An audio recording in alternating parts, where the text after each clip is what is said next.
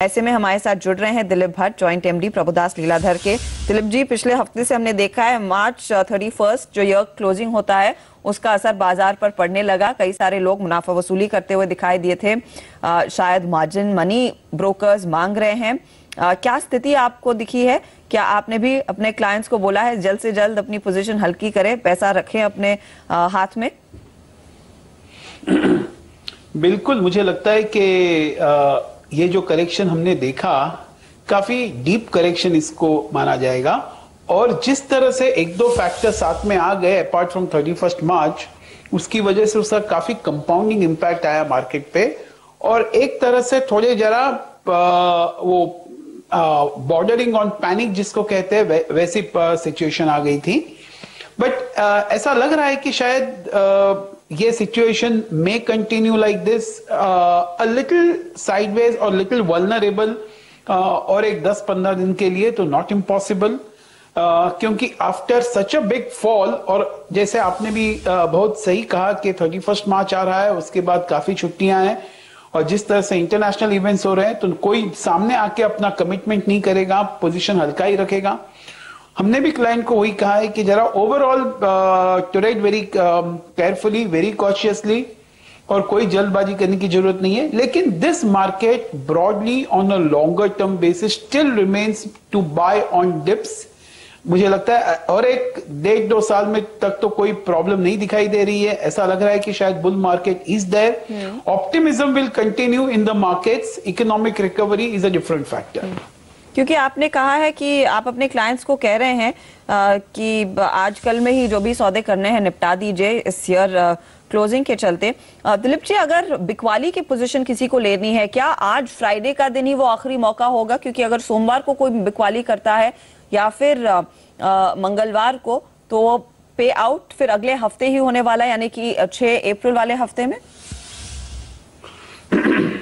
तो मुझे लगता है कि ये it depends upon how everybody is following. लेकिन अगर आप 31 मार्च के पहले बेचते हैं तो वो the sale is considered to be more important, which is there on an accrual basis. अगर आप पूरा कैश के साथ ट्रांजैक्शन करें on a cash accounting basis तो शायद 31 मार्च को बेचे तो अगले ईयर में आ जाएगा। लेकिन ऑन एन अक्रूवल बेसिस मेरे हिसाब से अगर 31 मार्च तक भी अगर आप बेचते हैं तो शायद it will still be considered as a part of 31 March year end. Okay, लेकिन इस समय आपको क्या लग रहा है, कितना सेंटिमेंट फिर बिगड़ रहा है इन 3-4 फैक्टर्स की वजह से? And the very fact is कि मार्च सीरीज बेहद खराब रही है। अप्रैल सीरीज की शुरुआत भी हम देखें थोड़ी सी नरमी के साथ ही होती हुई दिखाई दी है। तो कैसे आप ऑप्टिमिज्म मेंटेन करेंगे? क्लाइंट्स के बीच अब क्या मूड बन रहा है? बिल्कुल, अगर आपने देखा रहेगा कि मार्च इमीडिएटली आफ्टर द बजट जिस दिन रेट कट आया उस दिन इंडेक्स ने 9200 का इंट्राडे पीक लिया था निफ्टी ने, और आज it is close to around 8400। तो it's a deep cut from the top. लेकिन ऐसा लग रहा है कि जैसे हमने कहा कि अगर आप शॉर्ट टर्म ट्रेडर्स हैं तो जरूर आप शायद इस in this heavy crash people must have lost very badly because volatile भी काफी था। और अगर आप जरा स्लाइटली लॉन्गर टर्म में देखें तो मैं अभी भी यही मानता हूं कि this market for investors appears to be a good market to buy on the dips and accumulate instead of buying the full amount एक साथ। लेकिन अगर आप कह रहे हैं मार्केट्स में डिप पर खरीदारी की जाए, दिलीप आप देखिए कल कहां पर मारपीटी, बैंक निफ्टी फिर से टूट गया, टेक्नोलॉजी काउंटर्स में भारी भरकम दबाव देखने को मिला, मेटल्स काफी ज्यादा कमजोर थे। तो क्या आप इन्हीं पिटे हुए एरियाज में वैल्यू ढूंढ रहे हैं या फिर आप थोड़ा सेफ खेलना चाहेंगे? फार्मा जो अब तक परफॉर्म कर चुका है, यहाँ पर ज्यादा नेगेटिव्स नहीं, specially with the big boys, वहां पर पैसा कमिट करेंगे?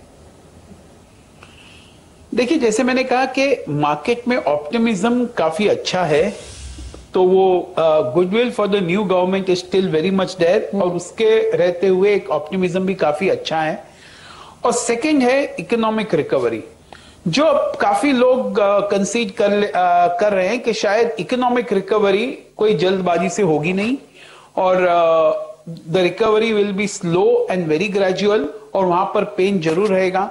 ये दोनों को नजर रखते हुए ऐसा लग रहा है कि शायद you should focus more still on the frontline stocks, be in the better known names and invest in them, whether it is bank or banking in the private sector or the frontline banks, or whether it is अगर आप pharma में देखो तो भी pharma में भी invest करना चाहिए, बिकॉज में प्रोएक्टिवनेस है और रेजिलियंस भी है। ओके दिलीप, सो आप कह रहे हैं कि safer play big boys frontline counters में। वही क्विकली मैं आपका सवाल आपसे एक और सवाल पूछूंगी, क्या संभावना है कि अगले 10-15 दिनों में बाजार में इतनी गिरावट आए कि 8,200 के लेवल्स भी देखे जाए?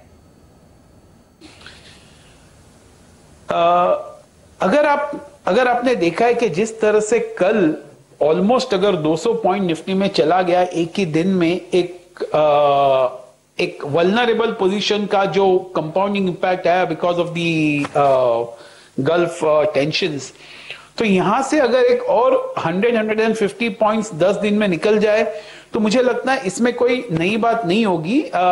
One should not discount that कि ऐसा नहीं होगा, हो सकता है, बिल्कुल हो सकता है। So that's why I say one has to be a little careful, but slightly on a longer term basis, this will still be the area around which one can gradually accumulate. Okay, तो भारी भरकम दबाव भी देखने को मिल सकता है आगे, लेकिन वो मौका रहेगा उन तमाम लोगों के लिए जिन्होंने पिछले कुछ दिनों में पैसे नहीं लगाए। बहुत बहुत शुक्रिया दिलीप, हमारे लिए समय निकालकर अपनी राय देने के लिए। Always a pleasure. निफ्टी एक बार फिर आपके